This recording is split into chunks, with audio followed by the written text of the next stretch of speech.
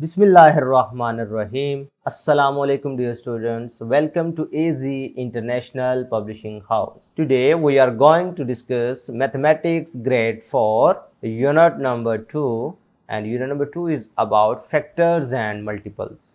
Today we will study summary. Summary में क्या होता है? Summary में हम पूरे यूनिट में जो बेसिक कॉन्सेप्ट सीखे होते हैं उनको दोबारा से रिकॉल करते हैं। पहली बात देखें तो the number is divisible bye 2 if the digit of the number at its ones place is even. भाई अगर किसी नंबर का जो वंस प्लेस है वो इवन नंबर हो तो वो 2 पे डिविजिबल होता है। The number is divisible by 3 if the sum of all the digits is divisible by 3। भी अगर किसी नंबर के तमाम डिजिट्स को जमा करें और वो आंसर जो है वो भी 3 पे डिविजिबल हो तो वो नंबर भी 3 पे डिविजिबल होगा। फिर हमने 5 के लिए डिविजिबिलिटी टेस्ट में पढ़ा था कि अगर वंस प्लेस पे 0 या 5 आए तो फिर वो नंबर कंप्लीटली डिविजिबल बाय 5 होता है। इसी तरीके से जब 10 की डिविजिबिलिटी पढ़ी थी तो हमने कहा था कि जब कभी वंस प्लेस पर 0 आ जाए तो वो नंबर 10 पे डिविजिबल होता है।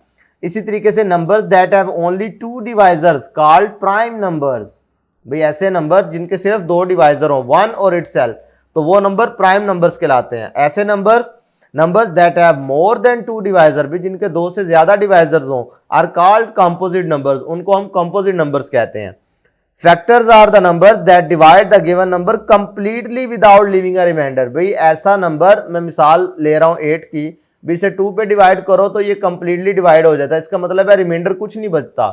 अगर 9 को आप 2 पे डिवाइड करना चाहें तो 2 4s are 8 तो 1, ये रिमाइंडर पे 1 बचता है। इसका मतलब ये कंप्लीटली डिवाइड नहीं करता।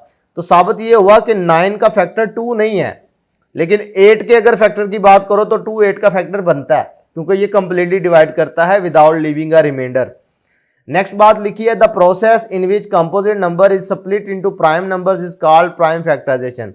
भाई ऐसा तरीकाकार जिसके जरिए आप कंपोजिट नंबर को प्राइम नंबर में स्प्लिट कर लेते हैं उसको प्राइम फैक्टराइजेशन कहते हैं। नेक्स्ट आप देखें व्हेन 2 और more numbers have the common factors these factors are called common factors of the given number. भाई आपको पता है आपने फैक्टर्स निकालने सीखे थे इसी यूनिट में कि अगर आपके पास कोई नंबर दिया गया उसके आप फैक्टर निकालते हैं तो फैक्टर 2 नंबर दिए गए हैं तो दोनों के अलग-अलग फैक्टर निकाल लो और दोनों में से कुछ ऐसे नंबर होंगे जो सेम होंगे यानी कॉमन होंगे, वो उसके कॉमन फैक्टर्स कहलाते हैं। मिसाल के तौर पर 4 और 8 की बात करो तो 2 ऐसा नंबर है जो इसे भी डिवाइड करता है और इसे भी डिवाइड करता है, लिहाजा ये 2 इसका कॉमन फैक्टर है। बात समझ आ रही है? इसी तरीके से 4 एक ऐसा नंबर है जो इसको भी डिवाइड करता है और इसको भी डिवाइड करता है, लिहाजा 4 भी इसका कॉमन फैक्टर है। लेकिन 8 इसका कॉमन फैक्टर नहीं होगा क्योंकि वो सिर्फ इसे डिवाइड करेगा लेकिन इस वाले को डिवाइड नहीं करेगा। बात समझ आ रही है?